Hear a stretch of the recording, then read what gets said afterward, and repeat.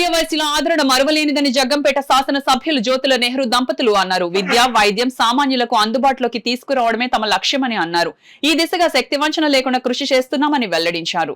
కాకినాడ జిల్లా జగ్గంపేట జూలై 14న స్థానిక ఆర్యవైశ్య కళ్యాణ మండపంలో జగ్గంపేట మండలం ఆర్యవైశ్య సేవా సంఘం, జగ్గంపేట ఆర్యవైశ్య సేవా సంఘం ఆధ్వర్యంలో ఎమ్మెల్యే జ్యోతుల నెహ్రూ మణి దంపతులను ఘనంగా సత్కరించి అభినందన సభ ఏర్పాటు చేశారు.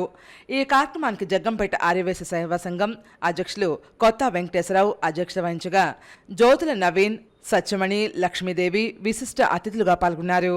జ్యోతుల నెహ్రూ దంపతులను ఆర్యవైశ్యులందరూ ఘనంగా సత్కరించి అయోధ్య రామమందిర నమూనా జ్ఞాపకాన్ని అందజేశారు. ఈ కార్యక్రమంలో ఎమ్మెల్యే మాట్లాడుతూ, నేను మొట్టమొదటిసారి ఎమ్మెల్యేగా విజయం సాధించిన సమయంలో నన్ను మొట్టమొదటిసారిగా సన్మానించిన ఆర్యవైశ్యులే మళ్లీ నేను 4వ ఎమ్మెల్యేగా విజయం సాధించిన సందర్భంలో సన్మానం చేయటం మరువలేందని పేర్కొన్నారు. గత సంవత్సర కాలం ముందే విజయం సాధిస్తానని నమ్మకం రావడానికి ముఖ్య కారణం నా కుమారుడు నవీన్ పాదయాత్రలో జగ్గంపేటలో ఆర్యవైశ్య మహిళలు మంగళహారతుల్లో ఘనస్వాగతం పలికారని, అప్పుడే రాబోయే ఎన్నికల్లో విజయం సాధిస్తానని నమ్మకం ఏర్పడిందని పేర్కొన్నారు. అందరి సహకారంతో ఎన్నికల్లో ఇచ్చినటువంటి 4 హామీలు తాగునీరు, సాగునీరు, విద్య, వైద్యం, ఉపాధి, ఉద్యోగ అవకాశాలు కల్పించడమే లక్ష్యంగా పనిచేస్తానని నెహ్రూ పేర్కొన్నారు.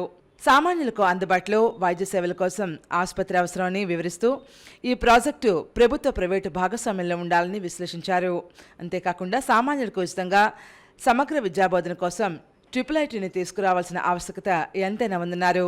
ఆ దిశగా అడుగులు పడాలన్నారు. మల్టీపర్పస్ ఒక హాస్పిటల్ మనం ఏర్పాటు చేయగలిగితే దానికి సుమారు ఒక 2000 బెడ్లు కావాలి. 2000 బెడ్లు ఉన్నప్పుడు ఆటోమేటిక్ గా మనం కోరకపోయినా సరే కోరి మన దగ్గరికి మెడికల్ కాలేజీ వచ్చేటటువంటి పరిస్థితులు ఉంటాం.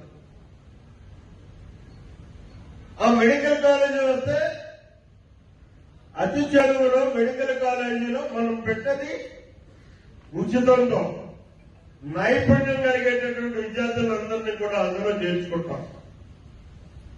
ఎక్కడో తయారు చేయగల డాక్టర్లే ఇక్కడే తయారు చేసుకునేటటువంటి అవకాశం ఉంటుంది. ఇలా ఈ అన్ని విద్యా విధానాలని కూడా ఒకే కాంపౌండ్ లో తెచ్చి కేవలం ఇది మన కోసం మనం నిర్మాణం చేసుకునేటటువంటి వ్యవస్థ. ఇది చేయాలి అనేది నా తాపత్రయం.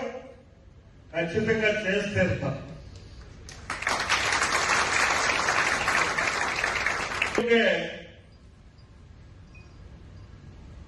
విద్యావంతులు అవుతారు, ఆర్థికంగా వెలుసుబడుతుంది, ఆరోగ్యవంతులు అవుతారు. ఈ 3 జరిగితే 4వది నిరుద్యోగ సమస్య ప్రబలుతుంది. మన ప్రాంతంలో నిరుద్యోగ సమస్య ఉండకుండా ఉండాలి అంటే ఇవాళ ప్రభుత్వ పరంగా ఉద్యోగాలు ఏం పుట్టుకురావు. ఎందుకంటే తహసీల్దార్ ఉంటే తహసీల్దారే ఉంటాడు అక్కడ. ఆ తహసీల్దార్తో పోటీ ఉండేటటువంటి 12 బెంచీలు ఉంటాయి ఉద్యోగాలు. 13వ రావాలంటే 12 అక్కడ. కాబట్టి ప్రభుత్వ ఉద్యోగాలు పెరగవు. ప్రైవేటు వ్యవస్థను ప్రోత్సహించుకోవాలి ఇక్కడ మనం.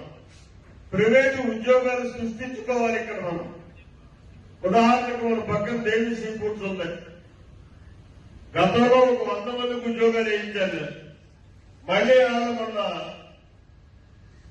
దాన్ని ఎక్స్టెన్షన్ చేశారు. 120 మందికి ఉద్యోగాలు వేయించని 20 రోజుల వ్యవధిలోనే నేను శాసనసభ్యుడిని అయ్యాను. జ్యోతుల నెహ్రూ కోడలు జ్యోతుల నవీన్, సత్యమణి, లక్ష్మీదేవి మాట్లాడుతూ అత్యధిక మెజార్టీతో అఖండ విజయాన్ని అందించిన ప్రతి ఒక్కరికి కృతజ్ఞతలు తెలియజేశారు. అలాగే వైశ్య సోదరీమణులందరికీ నా నమస్కారాలు. వీరందరూ కూడా ఎంతో మీ విలువైన ఓట్లన్నీ మామయ్య గారికి వేసి మునుపెన్నడూ లేనటువంటి అత్యధిక మెజార్టీతో మామయ్య గారిని గెలిపించినందుకు కృతజ్ఞతలు.